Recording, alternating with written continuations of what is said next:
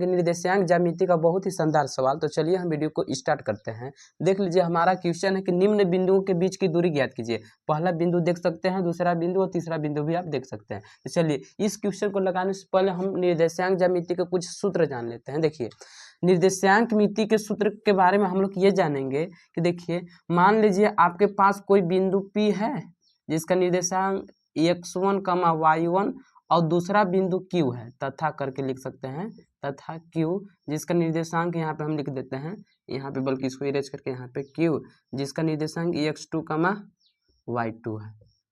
तो तब P तथा Q के बीच की दूरी या इसको हम लिख सकते हैं PQ बराबर होता है रूट में x1 माइनस x2 का whole square plus y1 minus y2 का होल स्क्वायर।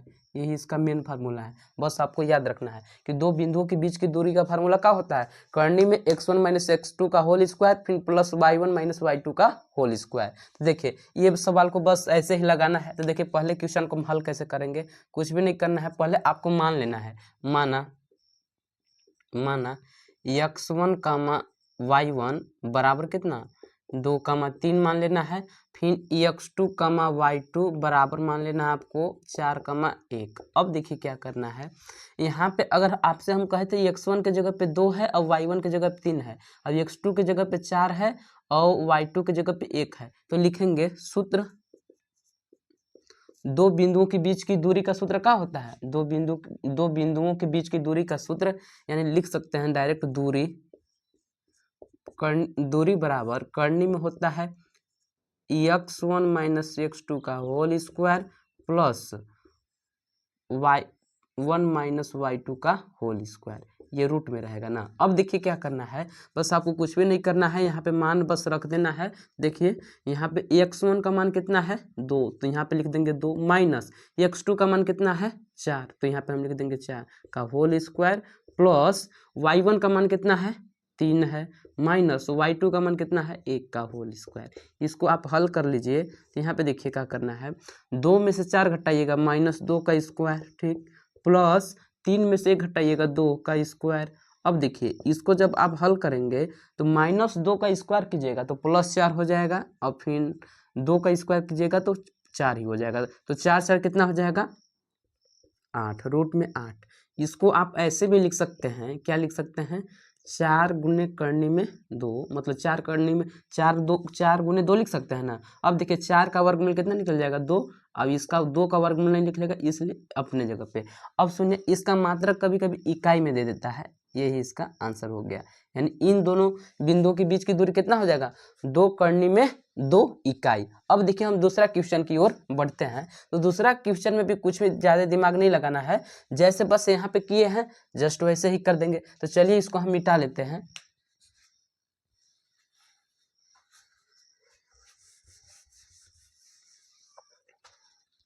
हाँ जी, तो अब देखिए इसमें भी मान के चलना है।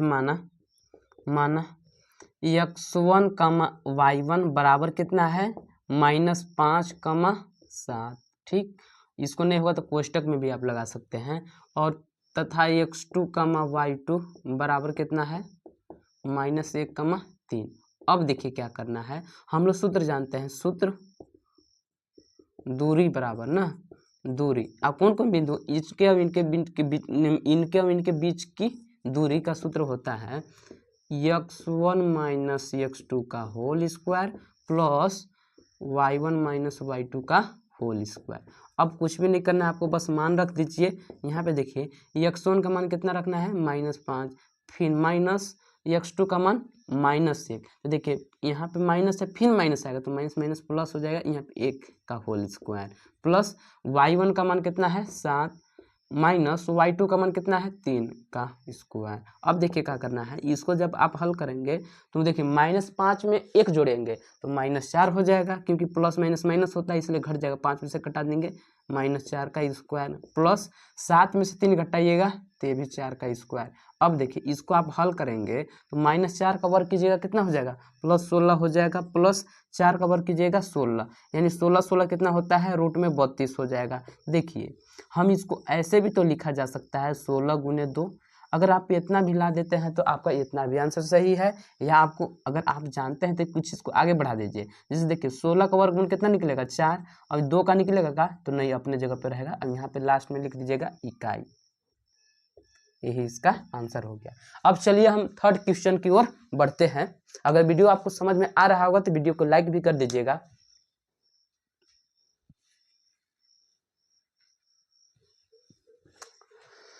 हाँ जी, तो अब देखिए इस क्वेश्चन को हम मिटाते हैं। अब यहाँ पे हम लिख देते हैं थर्ड वाले क्वेश्चन को। देखिए यहाँ पे थर्ड वाले क्वेश्चन को एक बार उतार देते हैं, यहाँ पे ना, यहाँ पे उतार दिए हैं। अब यहाँ पे हम माना लिख देते हैं, माना x1, y1 बराबर कितना है a, b, और x2, y2 बराबर कितना है जी, यहाँ पे -a, -b। अब देखिए क्या करना है, कुछ भी नहीं करना है, सूत्र हम लोग जानते हैं, सूत्र दूरी ना, दूरी बराबर होता है रूट में x1 - x2 का whole square plus y1 - y2 का होल स्क्वायर। अब देखिए x1 का मान कितना रखना है हमको a, अब x2 का मान कितना रखना है माइनस, फिर माइनस आएगा, देखिए माइनस में है तो यहाँ पे प्लस a का स्क्वायर प्लस y1 का मान कितना है b, फिर y2 का मान माइनस अपने से लगाएंगे, लेकिन y2 देखिए माइनस में तो भी काम हो जाएगा प्लस में b का होल स्क्वायर।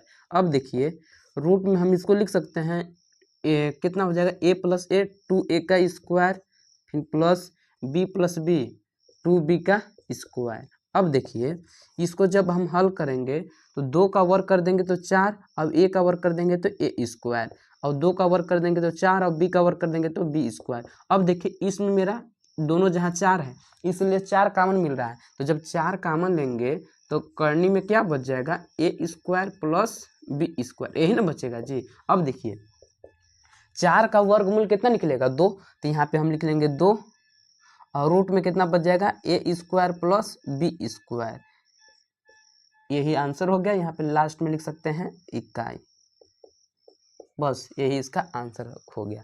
उम्मीद करते होंगे कि आपको वीडियो समझ में आया होगा।